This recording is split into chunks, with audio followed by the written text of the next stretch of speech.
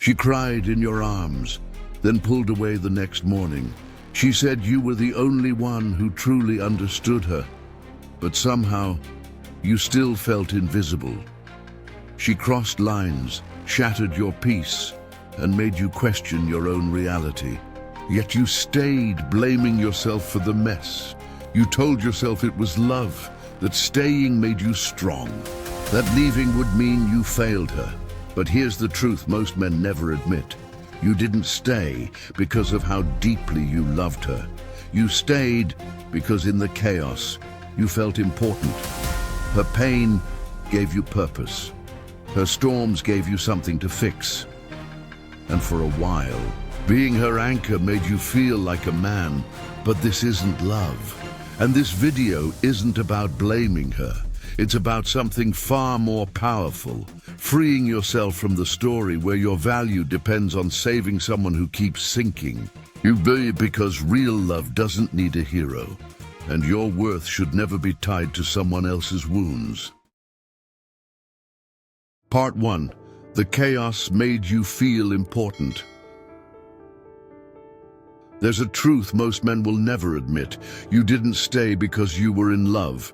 You stayed because the chaos made you feel important. When she cried, you were the one who held her. When she broke down, you were the one who stayed up all night. When she lashed out, you were the one who kept your voice calm, your heart open, your hands steady. And in every one of those moments where she fell apart and you held her, together you felt something you hadn't felt in a long time, significant, not just useful, not just supportive, but needed, essential. Like the only thing standing between her and the edge, you convinced yourself it was love, that staying made you loyal, that patience made you noble, that if you left, you'd become the man who gave up, and you never wanted to be that man. But underneath all of that was a quieter truth. You didn't stay for her. You stayed for what being with her made you feel about yourself. Because in the middle of her storms, you weren't just her anchor, you were her rescuer, and that made you feel powerful in a way nothing else did. No job, no friendship, no quiet, peaceful relationship could ever compare to the high of being the hero in someone else's disaster. It's intoxicating, isn't it? To be the one she turns to be the only one who can calm her rage, soothe her panic, or put the broken pieces back together.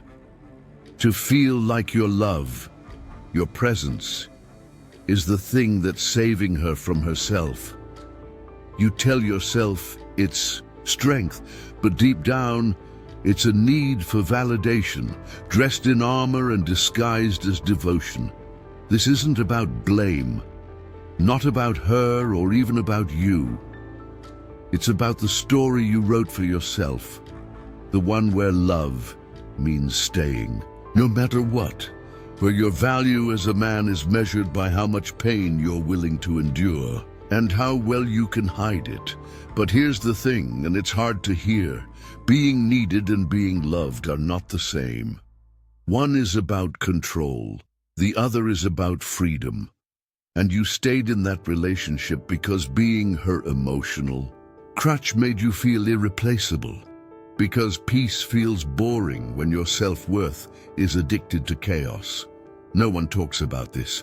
No one tells men that you can be both the victim and the accomplice, that you can be manipulated and also complicit, because part of you needed the mess just as much as she did, not for the drama, but for the identity it gave you. You weren't just the good guy. You were the man who stayed, the one who didn't give up, the one who could take it all. And in that role, you felt powerful, even as you were losing yourself. Part 2. Love or obligation. When caring turns into performance, at some point it stopped being love, and you didn't even notice when it happened. You still brought her coffee. You still texted her good morning. You still showed up when she needed help, when she was sad, when she went silent, but your heart wasn't in it anymore. It wasn't warmth that moved you, it was duty. It was the fear of what would happen if you didn't. Because somewhere along the way, your love became a job, not a shared, sacred thing between two people, but a role you had to perform just to keep the peace, to keep her from pulling away, to keep the relationship from collapsing under its own weight. You told yourself it was care. You told yourself it was strength. But it wasn't either. It was survival, masked as devotion. Every word you said started to feel scripted. Every gesture you made was calculated. If I say this, maybe she won't get upset. If I show her I care enough, maybe she'll stay happy today. That's not love. That's walking on emotional eggshells with a smile painted on your face. And here's the brutal truth. You weren't trying to connect with her anymore. You were trying not to lose her. You were trying to hold together something that already felt broken, not because you believed in the future, but because you were terrified of what it meant to let go, terrified of what it said about you if you stopped trying, because men like you, good men, have been taught that effort equals love, that the more you give, the more real it must be, that leaving is weakness, that staying means you care. But what no one tells you is this: you can love someone with your whole heart and still lose yourself trying to keep them happy. That's not romance. That's erasure. That's what happens when care becomes compliance and devotion becomes exhaustion. When was the last time you felt like you in that relationship? When was the last time you felt safe to speak honestly, without her shutting down or making you feel like the bad guy? When was the last time you gave because you wanted to, not because you were afraid of the consequences if you didn't? Those are the questions that matter, because love, real love, doesn't feel like performance. It doesn't come with scripts and fear and walking on tightropes. Real love makes space for two people to breathe, not one person to shrink. Real love invites you to be whole, not to edit yourself into who you think they want you to be. And if you've been stuck in that pattern, if you've been giving and giving and giving, not from joy but from obligation, then you already know you weren't in love. You were in a role, and it's okay to admit that. Part 3. Signs you're living inside her chaos, not a relationship. You thought you were in a relationship, but what you were really in was her emotional weather system. One day it was warmth, laughter, long texts, sweet affirmations. The next, cold silence, short replies, that look in her eyes like you'd done something wrong, but you couldn't figure out what. So you scanned the room, scanned your memory, replayed every conversation from the night before, asking yourself, did I say too much? Not enough? Is she upset? Or just tired? That's what it's like when you're not in a relationship, but in her emotional climate, where the seasons change without warning. And somehow, it's always your fault when the weather turns. You start adjusting, not because you're weak, but because you're intuitive. You stop talking about certain things. You change how you word your jokes. You hesitate before sharing your truth, not because it's wrong, but because you don't know how she'll take it. This is one of the clearest signs. You begin to betray yourself, just to maintain her peace. And here's the twisted part. Sometimes she rewards you for it. When you overthink what to say, she calls you sensitive. When you cancel plans to be with her, she praises your loyalty. When you apologize, just to end the argument, she says, I knew you'd understand. But it's not love. It's emotional conditioning. You're not being loved for who you are. You're being trained to behave in ways that keep her comfortable, ways that keep you small, and over time, it starts to change you.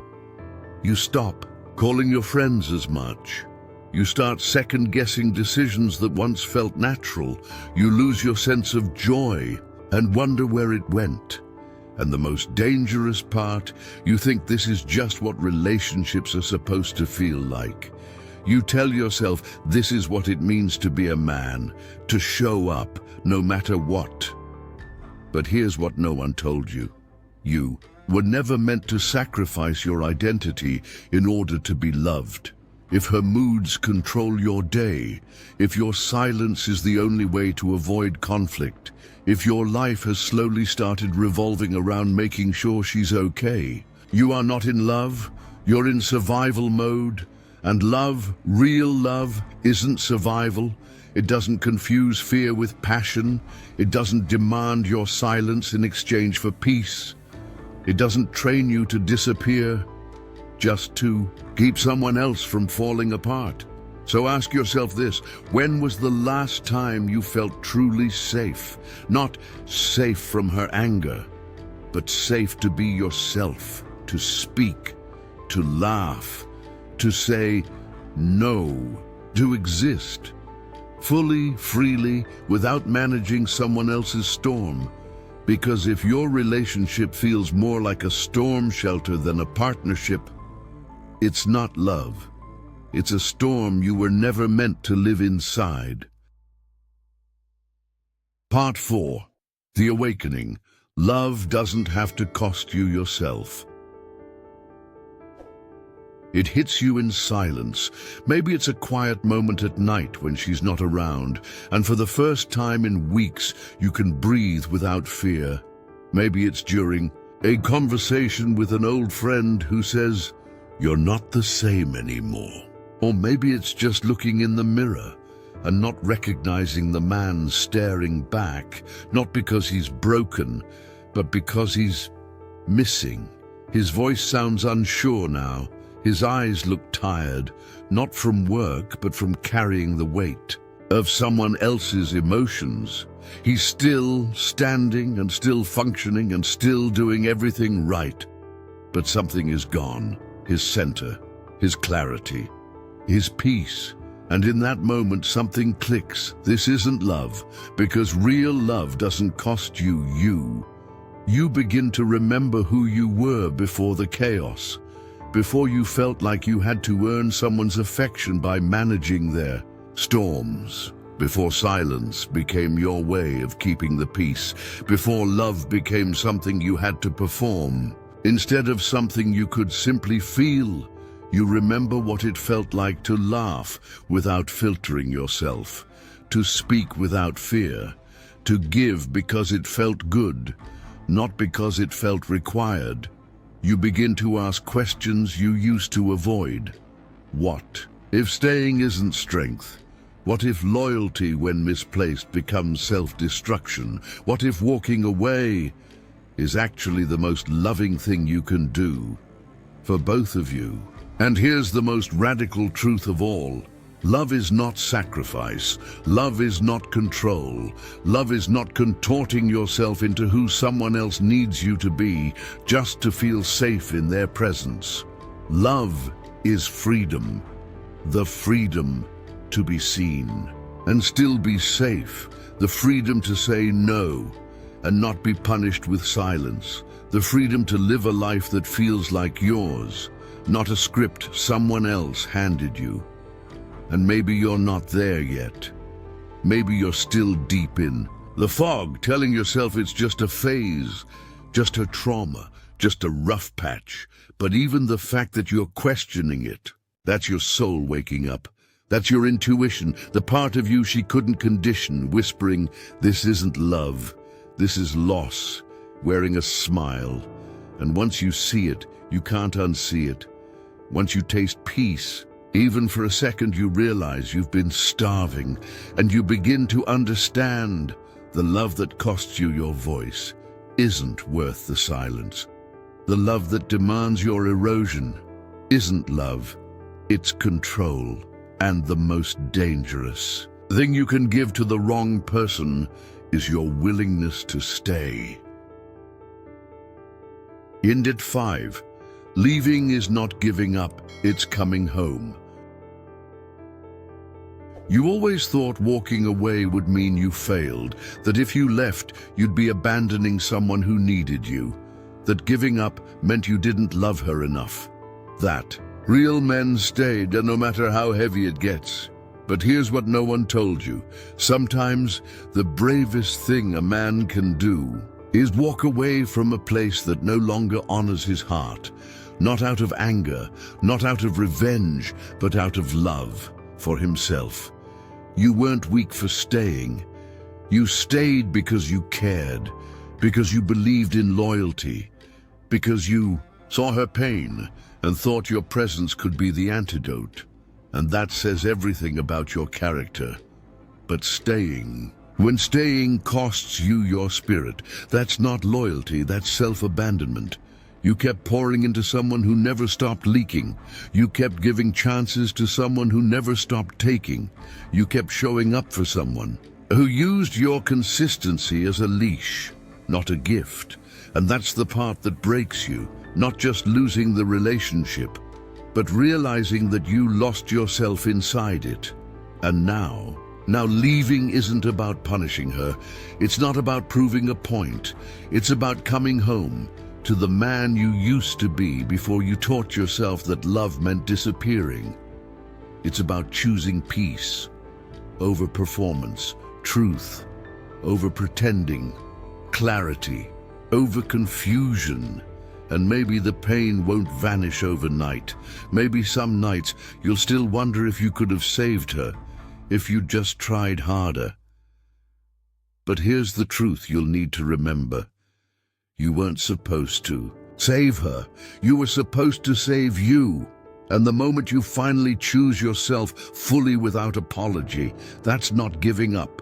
That's the moment you come home. Home to your voice, home to your worth, home to a life that doesn't revolve around surviving someone else's emotions. Let her chaos stay behind.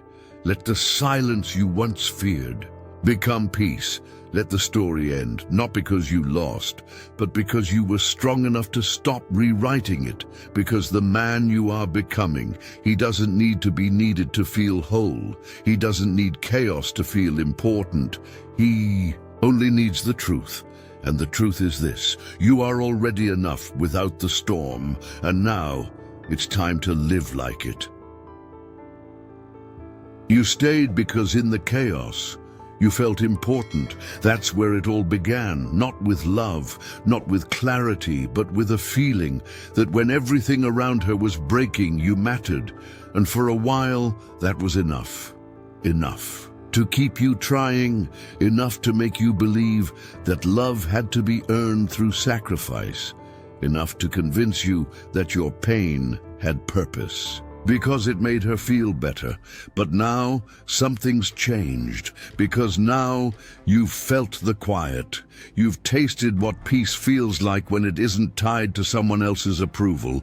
You've remembered what it means to matter without needing to be needed, and suddenly the chaos doesn't feel like home anymore. It feels like noise.